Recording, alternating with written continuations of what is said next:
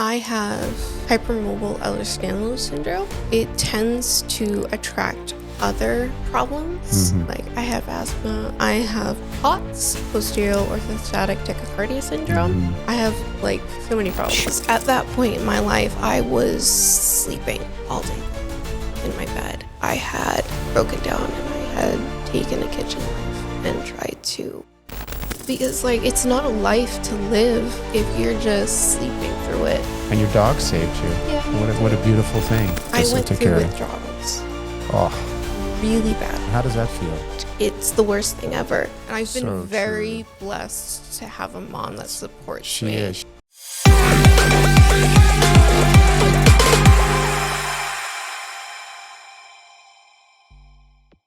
Welcome to Bending Over Backwards with James Adkins. I'm your host, Dr. James Adkins, where each week we take a deep dive into what it takes to break through barriers or change the game, whether that's in medicine, business, or life.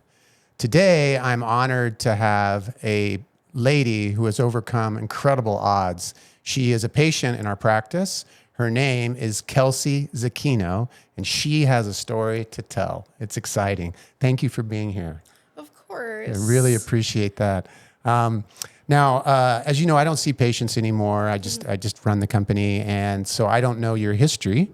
I've talked to the doctors in our company, our practice, and to Avi, who our PA, who took care of you. And I'm really excited you're here. But I want to get right to it. Share with us a little bit about where you're from and a little bit about your condition. So I am originally from Hudson, New Hampshire. Okay. And I have hypermobile Ehlers-Danlos Syndrome. And because I have hypermobile Ehlers-Danlos Syndrome, it tends to attract other problems. So I have asthma. I ended up getting asthma when I was 2. I have POTS, posterior orthostatic tachycardia syndrome. I have Meniere's disease. I have autoimmune problems. I have like so many problems. I can like keep going down the list. But with the hypermobile Ehlers-Danlos syndrome and the way it affects me is my joints have pain all the time. And when I was 7, I started getting a lot of pain in my back and my knees. And I went to my family's doctor, and it's just growing pain. It's misdiagnosed all the time, especially the hypermobile subtype of EDS, right? Yeah. And like, I was in gymnastics at that point, so they were like, "You're just really flexible." Like, sure. It's because you're in gymnastics. You'll be fine. Yeah. Go home and take an aspirin. Yeah. Oh my God. It's funny you get me started. So because I was doing a lot of gymnastics and stuff, they just thought I was really good at it and I was just really flexible. And I was just growing, and I was like, "Oh, okay, this is great. I'm going to be really tall." What a fool. And when I was 10, the pain became really bad.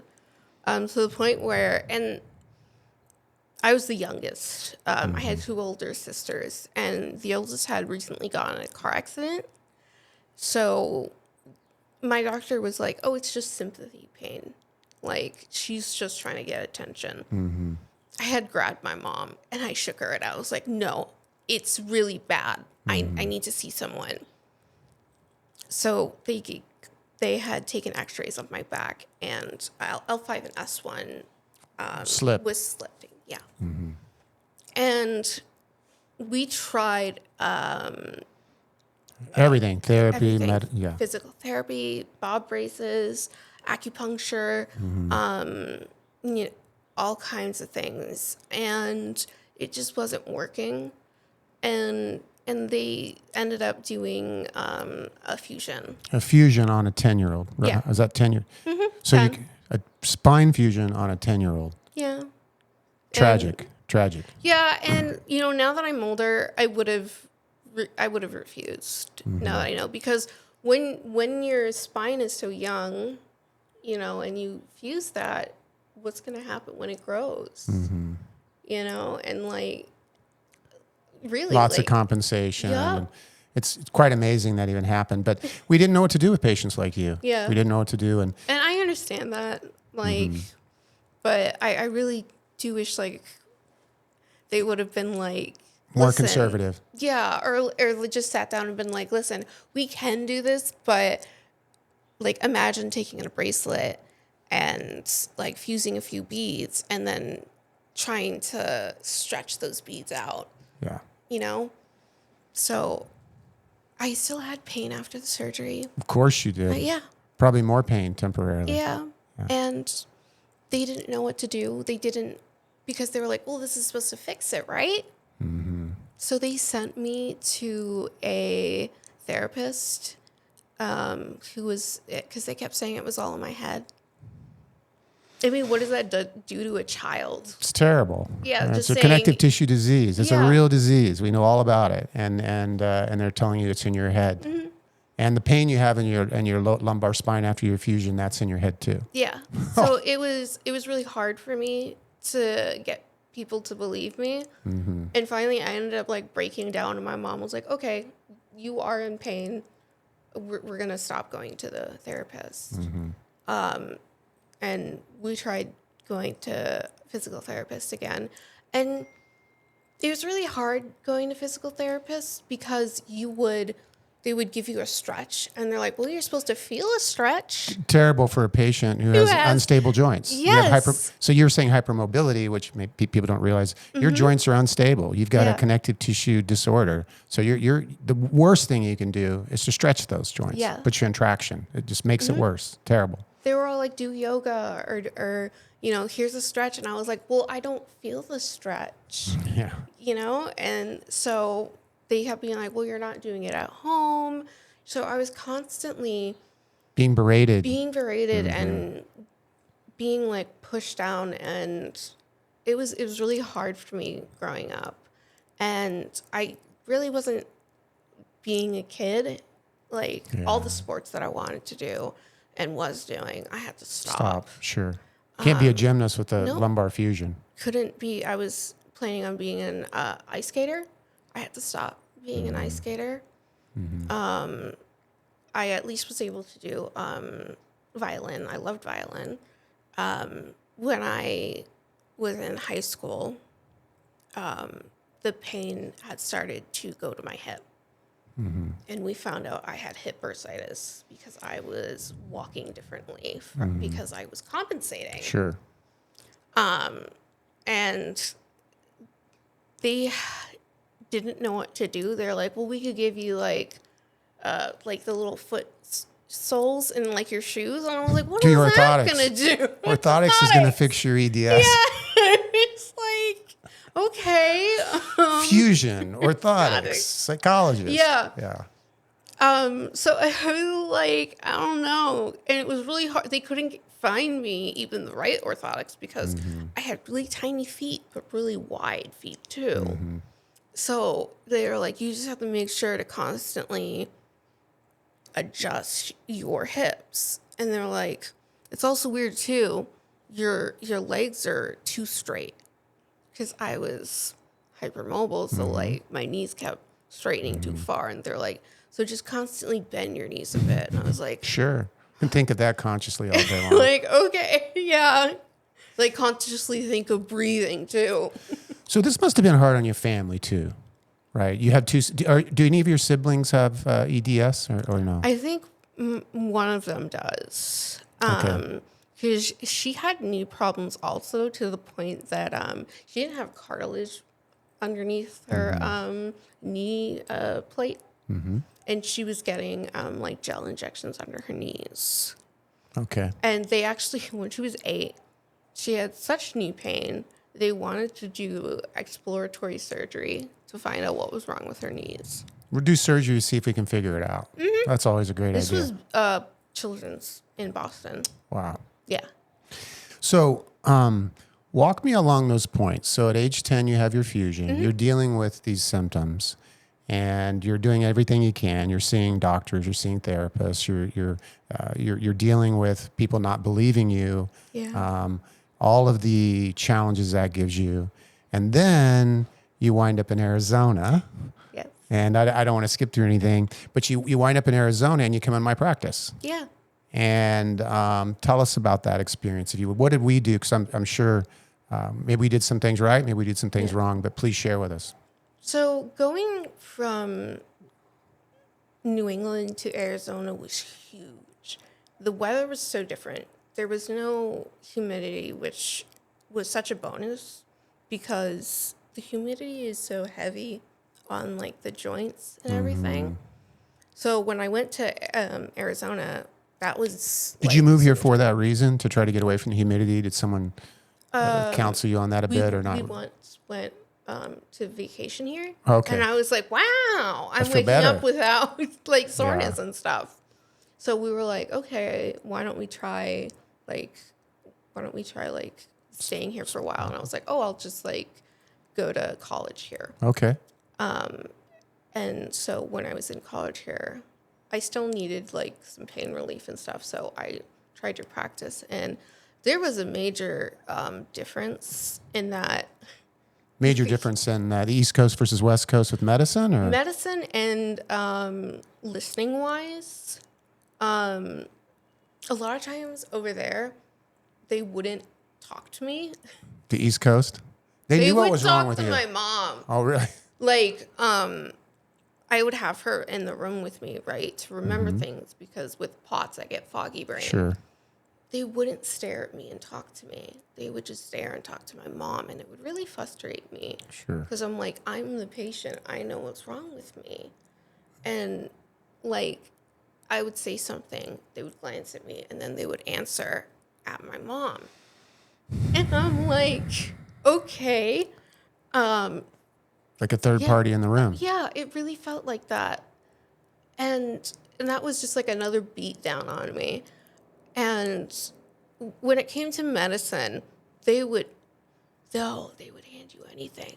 I went once to the ER for, I don't know, I get kidney stones a lot. Mm-hmm. They gave me Opioids. they gave me some heavy duty opioids. Now, what year was that? If you can remember, just roughly, not your age necessarily, but what year was that in the early 2000s? Was that? It was not early 2000s. It was like 2016. 2016. Yeah. Okay. So right in the middle of we were learning. We learned very much about opioids and the benefits, but also the serious side effects to taking opioids sometimes too. So the ED would give you heavy medicine when you would roll in. Yeah.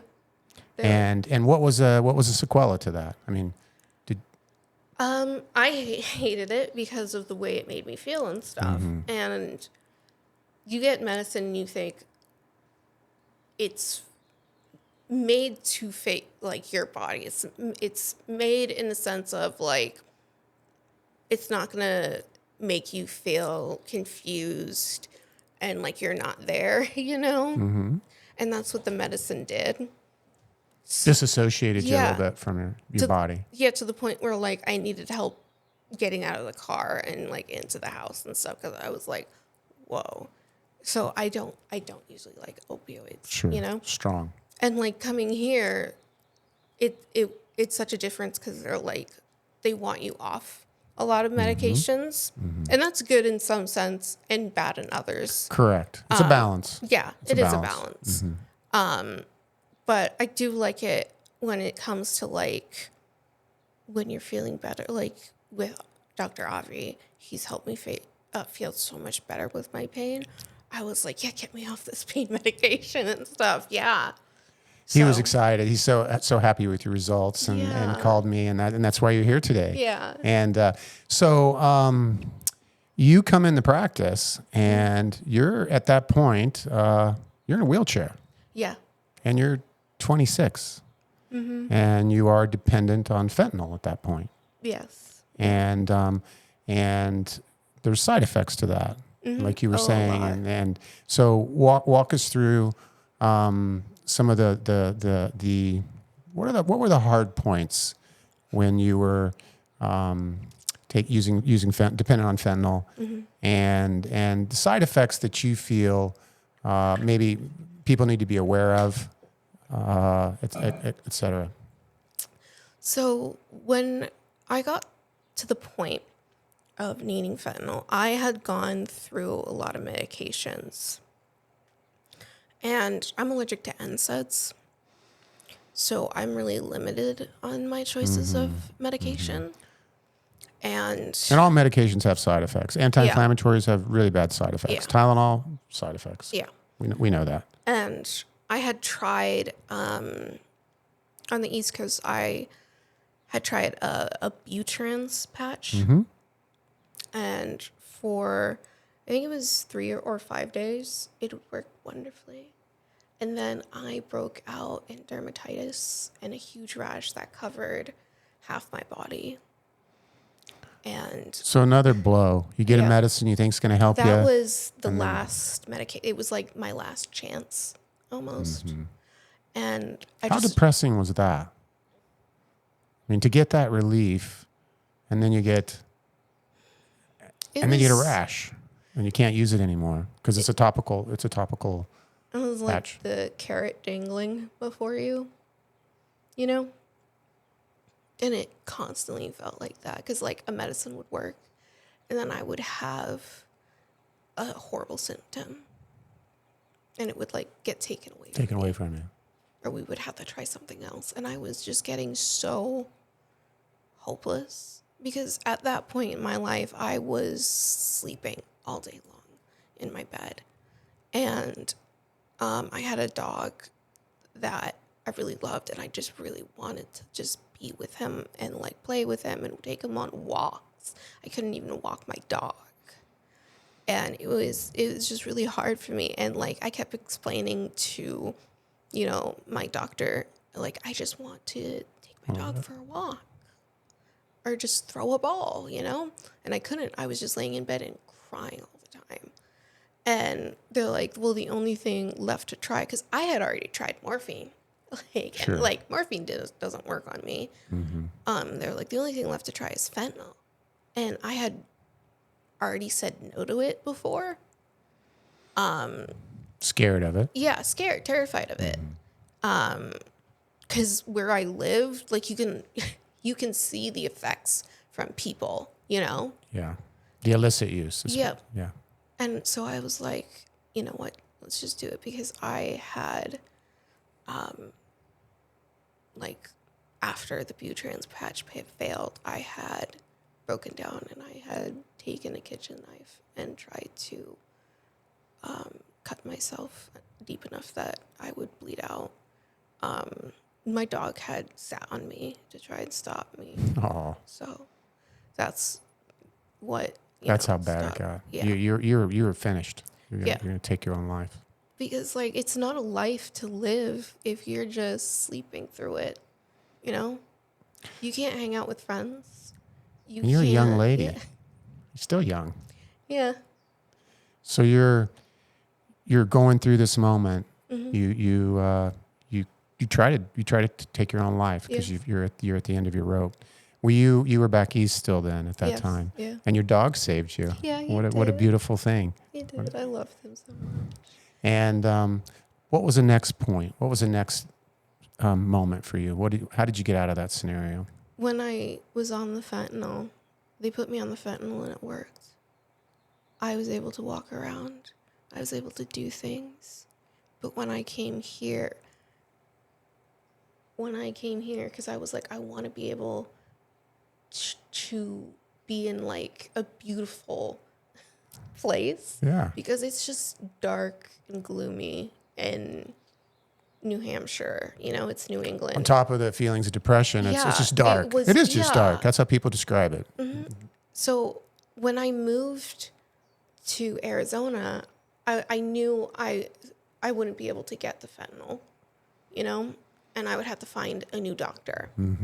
And I was hoping that I would have enough fentanyl to find a new doctor. My doctor. did not give me enough.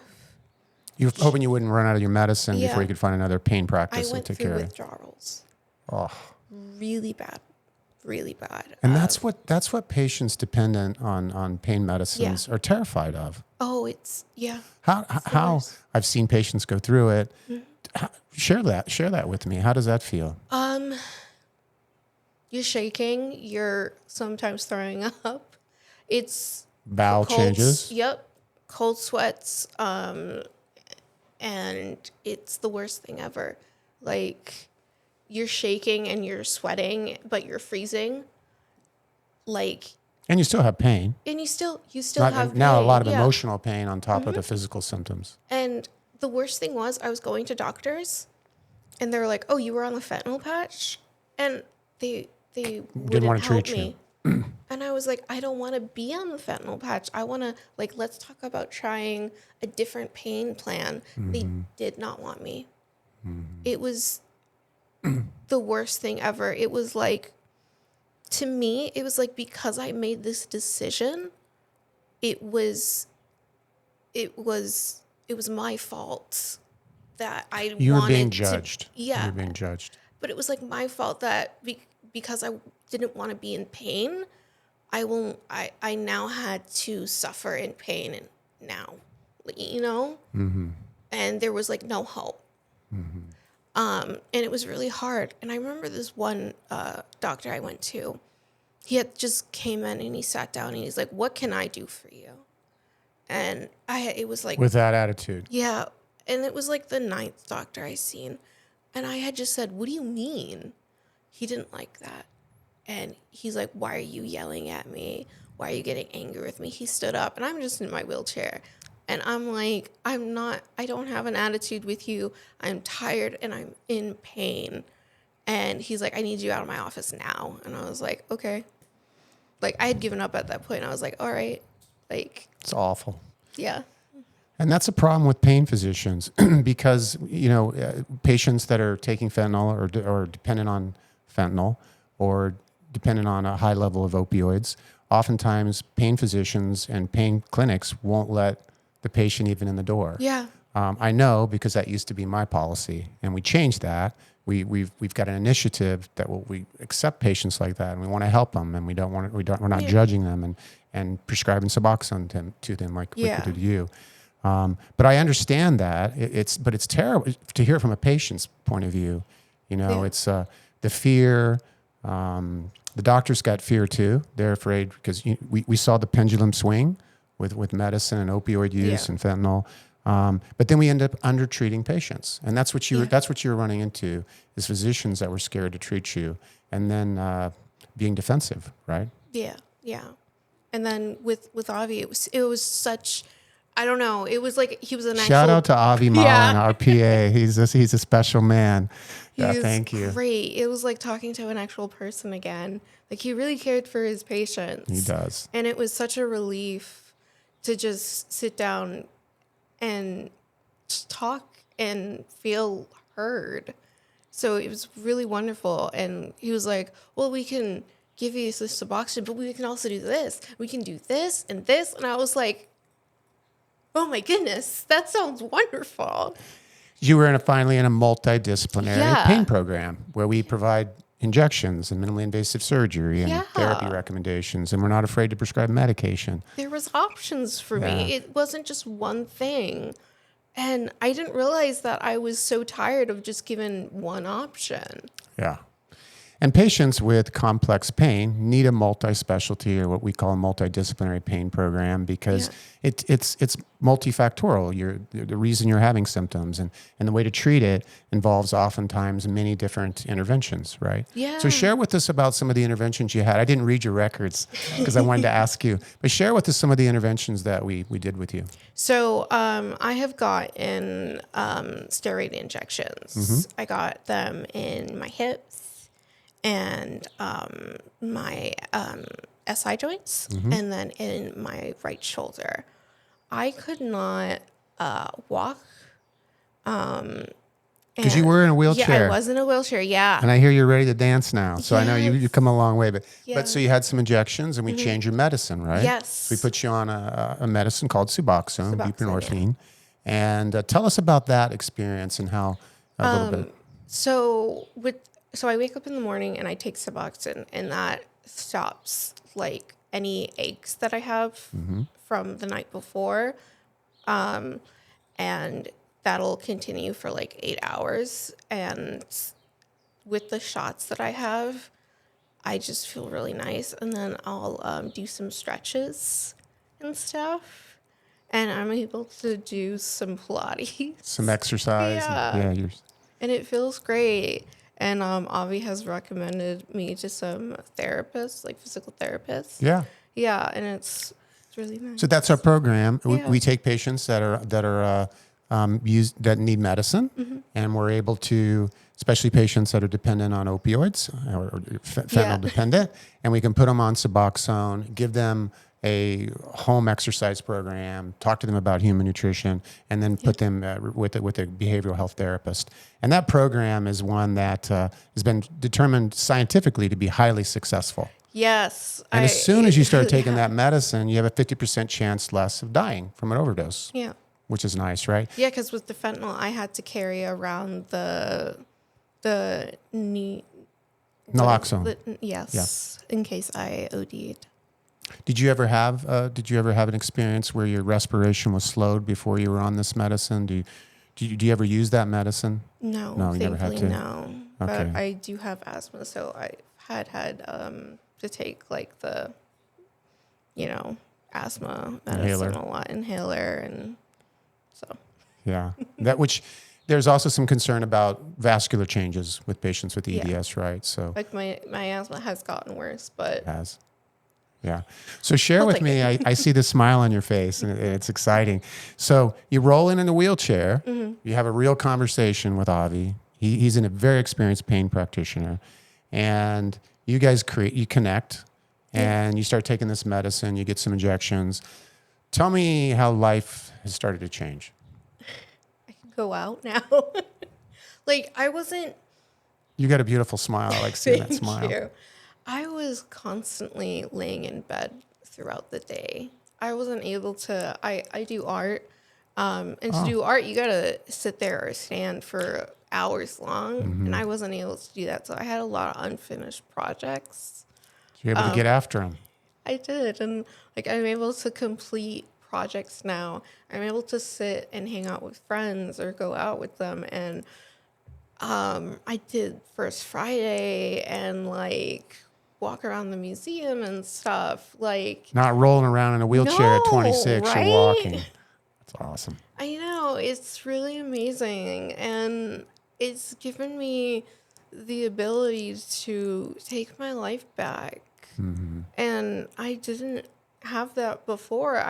My life was on pause because of this, and a lot of doctors are like, you have to overcome your disability, where Avi was like, you have your disability, but let's kind of work around it or work with it. And I was like, oh, this is like a new perspective. He didn't say like power through it or something. He was very much like, no, let's acknowledge it, but let's try and find a way to work with it and stuff. And I was like, I like that. Absolutely. So what are your plans? Because things have changed. So you're back to your art, obviously. I mean, is there a career path, a dream now that you're reaching back out for again? You're thinking about, you're dreaming about. I ended up stopped playing violin at 21 because I don't know if Abby told you, I have like you can see the injection. Yeah, I can see. I can. We did not just we just discussed you superficially, but I have a rotator cuff problem. Are you right hand dominant? Yes. So that's with the bow. Okay. So that's why I stopped. But I'm really excited to get back into it. Because you're artsy. You're a musician. You're artsy.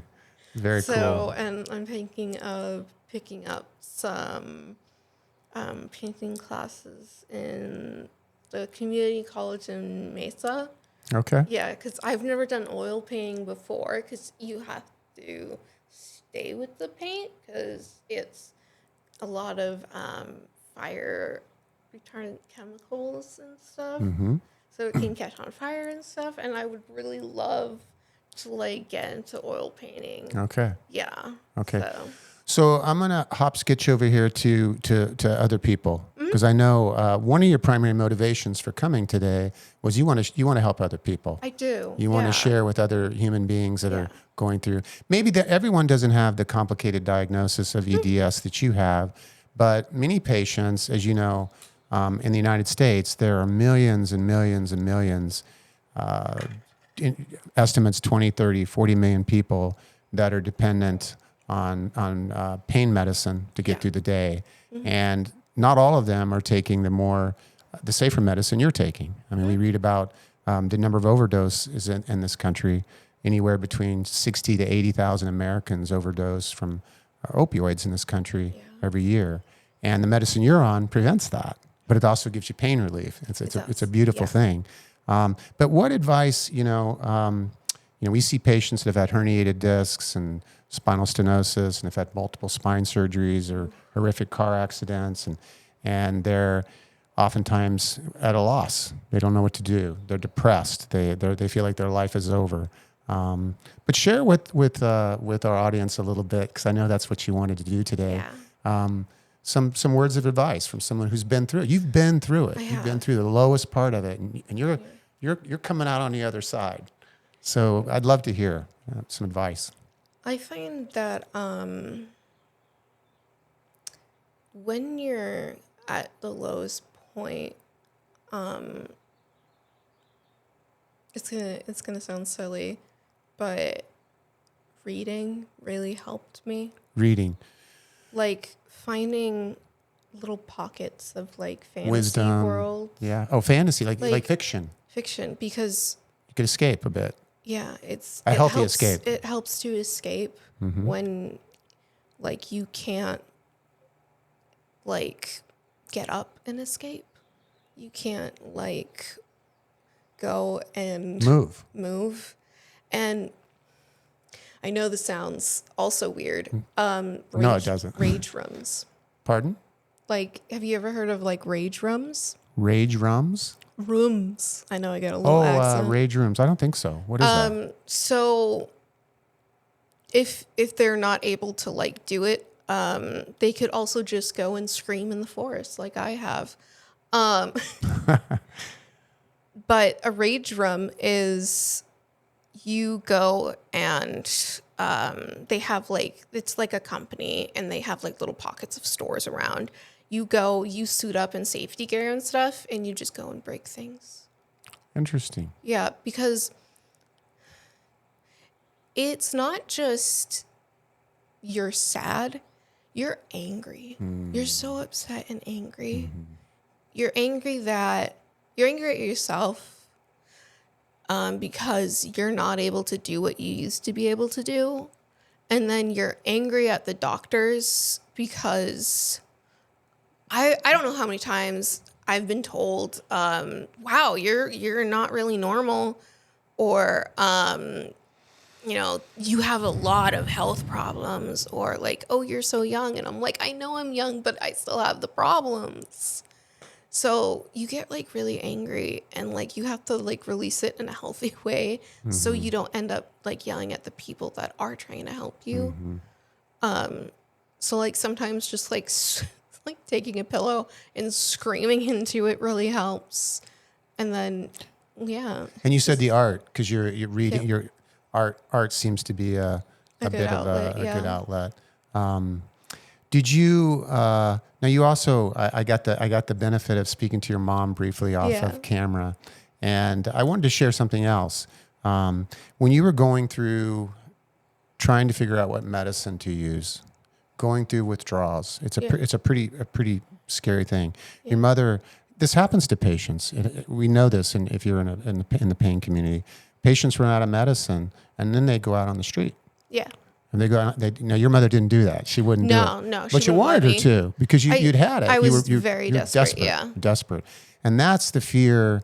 And that's what we've learned in with prescribing opioids is that pain physicians should be doing this. Yeah. They need to be managing this because if patients can't get access to adequate medication, sometimes they use medicine from a friend or on the street, and that could be laced with fentanyl and they stop breathing. And it got to the point where like I was going through withdrawals even when I shouldn't have been because the insurance company like wasn't that's correct. providing That's it. correct. Yeah. Your mother shared with me. Your physician would have given you more medicine, but the insurance company wouldn't approve it. Yeah. So then you're like stuck. Yeah. It was a very very horrible moment, and it got to the point sometimes where I was like, just give me weed, you know? Mm-hmm. The first time I took it, cannabis. I was very scared. And I had put myself in bed and like put pillows all around me in case I tried to get up. Cause I was really scared of taking it. Roll off the bed. Yeah. I ended up crying because I realized how much pain I actually was in because it took pain from my hands, like my jaws and my feet. And I was like, oh, I didn't know I had pain there. So the cannabis actually provided some pain relief for you. Yeah. We've heard that anecdotally from patients. There's been studies done. We're still looking at that. Yeah. And there are many physicians who use cannabis to wean patients off of opioids and I'm not a prescriber. Don't smoke. Just have gummies. Don't smoke. That's your advice. Okay. And so that seemed to help you. Yeah. And what else? Anything else you did nutritionally or that's not a typical? Water. Oh my gosh. Going in the pool to exercise is so much better on joints. Because it's not weight bearing. Yeah. It's amazing to do. So water-based therapy was beneficial to you? Water physical therapy is amazing. I would do it if I didn't have my port accessed 6 days a week. I would do it like 2 times a week. It's amazing. Just getting in and moving around. It's so nice. Yeah. Have you tried any of the cold therapy? You've tried cold immersion therapy, or some patients don't respond to that? Because I love like ice packs on my body. It's really nice. Like I know you shouldn't. You're only supposed to do it like 30 minutes or something. I do it like longer. Yeah, that's true. There's a response, a Huntington's response, where if you put ice on an extremity too long, because you're wanting to constrict the blood vessels, and if you put it for more longer than 20 minutes, it dilates, and so there's a theories it can actually inflame you. But I was interested too, just in the whole body immersion. I'm a person who subscribes to cold therapy. Cold baths. I take a cold plunge most days of the week. Cold showers. Yeah, cold showers will those seem to help. Have you tried any of that? Yeah, I've done cold showers and stuff. So. I wonder about just getting in an ice tub. I wonder how you would do. I would love to take like a bag of ice and just put fill it up in a your tub. Have your mom fill up a bathtub with ice? Yeah, I would love that idea and jump in so there. much because I've seen like professional sports athletes go in like those big tubs with ice, and I'm like, please let me try. So I'll jump back on the reading. Tell me something you're reading now. I just finished A House in the Cerulean Sea. It was really beautiful. Who's the author?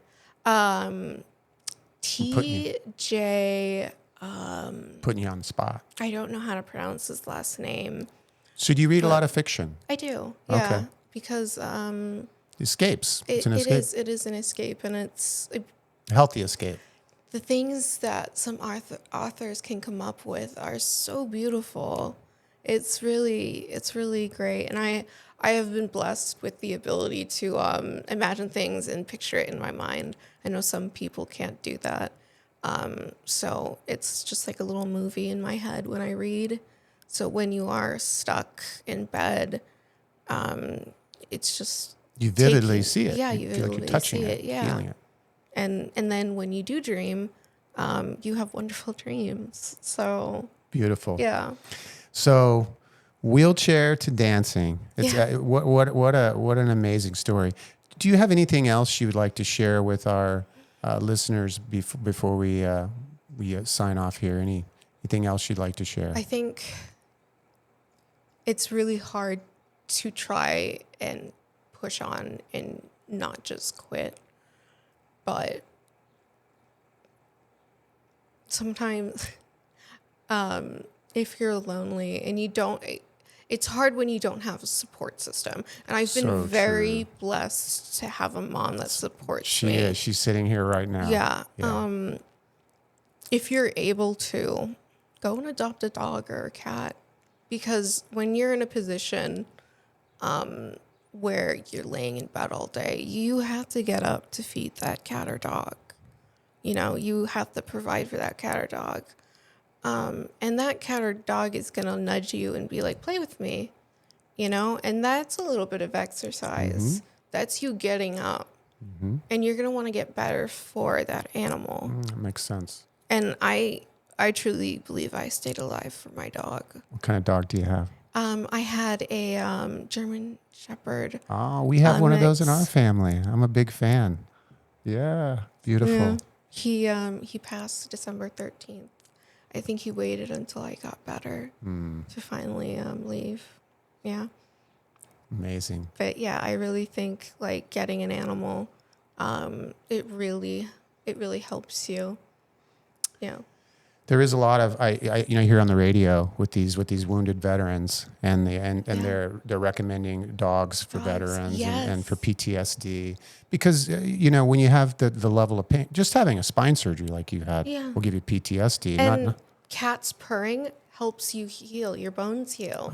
Yeah, they're the level of vibrates a little vibrates. bit. Okay. Yeah, it will help you heal. Yeah. Interesting, because we use PMF for bone stimulators. Yes, for patients after fusion. We put those on their spines, and so that's why cats in some clinics are allowed in to visit the patients. Interesting. Yeah. So I got to take the sign off the door. No, this is no animals, I guess, at the clinic.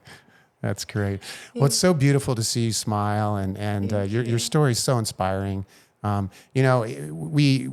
So many people get caught up in their myself, get so caught up in the little things in my life. I think everyone does, though. Yeah, but what you've overcome is just remarkable. It's inspiring, and I'm really, really, really grateful that you had the courage. It takes courage to come share these things with other people, and this is going to benefit other people and our patients. And at Arizona Pain Treatment Centers, we're becoming Pain Arizona in my company. Oh, really? Yeah, we've been here for 27 years, but we're becoming Pain Arizona. And one of our big initiatives is to save 1 million lives with a group of other pain physicians throughout the country by working with patients like you, using behavioral health, using Suboxone, trying to use behavioral health and physical therapy and manual medicine and chiropractic and with injections. And when you have that multidisciplinary approach, patients do better. So I'm really, really grateful for you sharing today. And thank you so much for coming. Thank you. So much. I do think you certainly saved this life. So. Oh, my team did. Thank you so much, and you did. Your mom being here, God being here. Mm-hmm. I hope today's episode helps you stand taller in your own shoes. I hope it inspires you if you're a patient or you know someone who's suffering with chronic pain, who's maybe has a dependency on medicine, who's looking for a way out and looking for solutions. If you happen to be one of those people, please share your story. Share this podcast with people you love, because maybe it will save a life. Thank you. Awesome.